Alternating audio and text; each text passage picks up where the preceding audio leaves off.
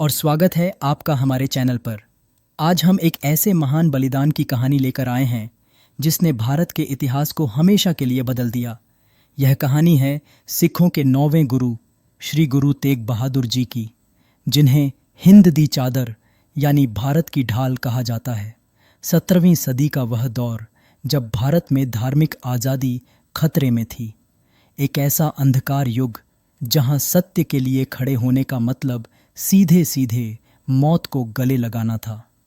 उस समय एक संत सिपाही ने केवल अपने धर्म के लिए नहीं बल्कि पूरी मानवता की धार्मिक स्वतंत्रता के लिए अपने प्राण न्यौछावर कर दिए। दिल्ली का चांदनी चौक, वर्तमान गुरुद्वारा शीशगंज साहिब। दिल्ली के चांदनी चौक की वह धरती जहां उनका शीश काटा गया आज भी उस बलिदान की गवाह है। लेकिन सवाल ये है, कब, कैसे और सबसे ज़रूरी क्यों? और गुरु जी से पहले उनके प्रिय शिष्यों भाई मतीदास और भाई सतीदास ने किस तरह की भीषण यातनाएं सही थीं? आइए इस अमर गाथा की शुरुआत करते हैं उस दौर से जब औरंगज़ेब का आतंक पूरे देश में फैल चुका था। तो यह बात है सन 1675 की। दिल्ली की गद्दी पर क्रूर मुगल शासक औरंगज़ेब बैठा था। उसका सपना था पूरे हिंदुस्तान को दारुल इस्लाम यानी इस्लामिक देश में बदलना। इसके लिए हिंदुओं और अन्य धर्मों को जबरन इस्लाम कबूल करवाया जा रहा था। धार्मिक उत्पीड़न की आग सबसे ज़्यादा कश्मीर में भड़की।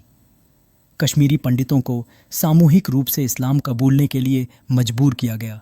मौत के डर से कांपते हुए 500 से अधिक कश्मीरी पंडितों का एक दल सिखों के 9वें गुरु श्री गुरु तेग बहादुर जी के पास आनंदपुर साहिब पहुंचा।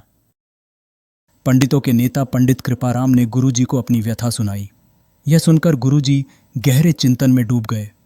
तभी उनके मात्र 9 साल के बेटे बाल गोविंद राय ने पूछा, पिताजी आप इतने चिंतित क्यों हैं? गुरुजी ने उत्तर दिया कि इस अत्याचार को रोकने के लिए किसी महापुरुष के बलिदान की जरूरत है। नन्हे गोविंद राय ने तुरंत जवाब दिया, आपसे बड़ा महापुरुष और कौन हो सकता है? आप ही जाइए और धर्म की रक्षा कीजिए। इस देववाणी को सुनकर गुरुजी ने पंडितों से कहा, जाओ और औरंगजेब से कह दो कि अगर वह गुरु तेग बहादुर को इस्लाम में परिवर्तित कर दे तो हम सभी खुशी से इस्लाम कबूल कर लेंगे। गुरु जी का यह निर्णय सिर्फ सिखों के लिए नहीं बल्कि संपूर्ण मानव जाति की धार्मिक स्वतंत्रता की रक्षा के लिए था। इसीलिए उन्हें हिंद दी चादर कहा गया। गुरु जी ने अपने शिष्यों भाई मतीदास, भाई सतीदास, भाई दयाला जी और अन्य साथियों के साथ दिल्ली के लिए यात्रा शुरू की।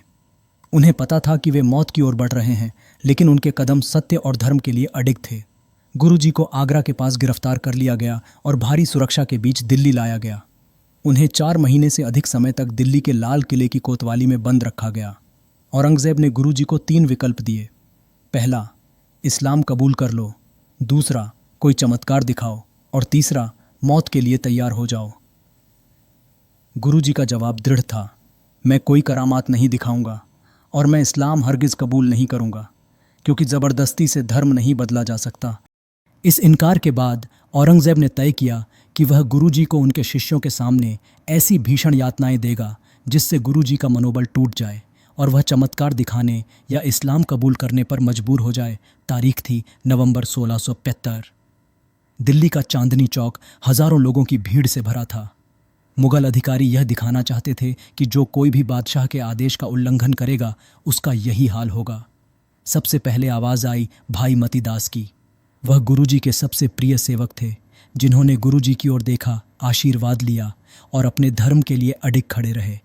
भाई मतीदास की इच्छा थी कि उनकी ओर देखकर आरे से चीरा जाए ताकि वह अंतिम क्षण तक गुरुजी का दर्शन कर सकें। मुगल अधिकारियों ने उनकी इस इच्छा को भी पूरा किया, लेकिन यातना के रूप में। जल्लाद ने भाई मतीदास को सिर से लेकर पैर तक जिंदा आरे से 2 भागों में चीर दिया। पूरी भीड़ ने उस भयानक दृश्य को देखा। भाई मतीदास ने उफ तक नहीं की। वह गुरु जी के नाम का जप करते रहे और इतिहास में अमर हो गए। यह बर्बरता यहीं नहीं रुकी। अगला नंबर था भाई दयाला जी का। मुगल यह दिखाना चाहते थे कि उनके पास हर तरह की क्रूरता के लिए एक नई विधि है। भाई दयाला जी को उबलते हुए पानी या कुछ स्रोतों के अनुसार खौलते हुए तेल के एक विशाल देग में डाल दिया गया। उनकी देह क्षण भर में ही गल गई। यह यातना गुरु जी के सामने दी गई ताकि वे अपनी प्रतिज्ञा से डगमगा जाए, लेकिन गुरु जी ने अपने शिष्यों की इस महान कुर्बानी का गुणगान किया और कहा कि उन्होंने अपनी शहादत से धर्म की लाज रख ली।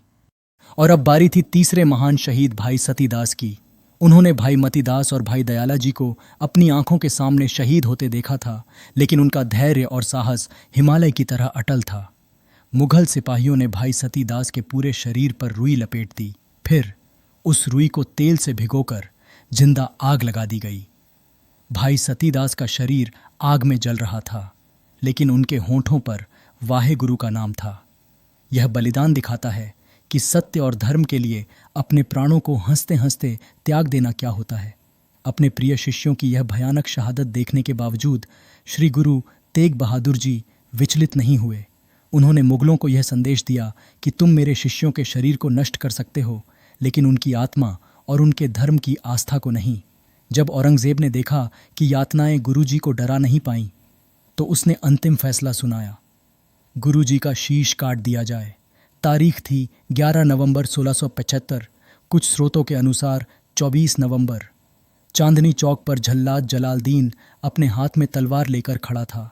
काजी ने फतवा पढ़ा। गुरुजी ने अपने अंतिम पलों में प्रार्थना की। उन्होंने निडरता से जल्लाद की ओर देखा। औरंगजेब के आदेश पर जल्लाद जलालदीन ने तलवार से गुरुजी का शीश धड़ से अलग कर दिया। गुरुजी ने अपना शीश कटा दिया, लेकिन धर्म की लाज रखी। इस महान बलिदान ने पूरी दिल्ली को सन्न कर दिया। मुगल प्रशासन गुरुजी के शरीर को अपमानित करना चाहता था, लेकिन तभी अचानक तेज आंधी आई और चारों ओर धूल छा गई। इसी बीच एक साहसी शिष्य भाई जैता जी, जो बाद में भाई जीवन सिंह कहलाए, भीड़ और आंधी का फायदा उठाकर गुरुजी का शीश उठाकर आनंदपुर साहिब की ओर निकल पड़े। वहीं एक अन्य श्रद्धालु भाई लखी शाह वंजारा ने अपने काफिले के साथ मौका देखकर गुरुजी के धड़ को उठाया और अपने घर ले गए। मुगलों के डर से उन्होंने अपने पूरे घर को आग लगा दी ताकि गुरुजी का अंतिम संस्कार सम्मानपूर्वक हो सके। आज जिस स्थान पर गुरुजी श्री गुरु तेग बहादुर जी का बलिदान केवल एक धार्मिक घटना नहीं है, यह मानवता के इतिहास में मानवाधिकारों और धार्मिक स्वतंत्रता की रक्षा के लिए दिया गया सबसे बड़ा बलिदान है। उन्होंने सिखाया कि हमें दूसरों की आस्था की रक्षा के लिए भी लड़ना चाहिए, भले ही उस आस्था से हमारा सीधा संबंध न हो। भाई मतीदास, भाई दयाला जी और भाई सतीदास जैसे शिष्यों के बलिदान ने गुरु जी के संकल्प को और मजबूत किया। उन्होंने दिखाया कि जब धर्म और सत्य की बात आती है तो जान से बढ़कर कुछ नहीं होता। यह गाथा हमें हमेशा याद दिलाएगी कि धर्म की चादर को बचाने के लिए कितने महान लोगों ने अपने प्राणों की आहुति दी।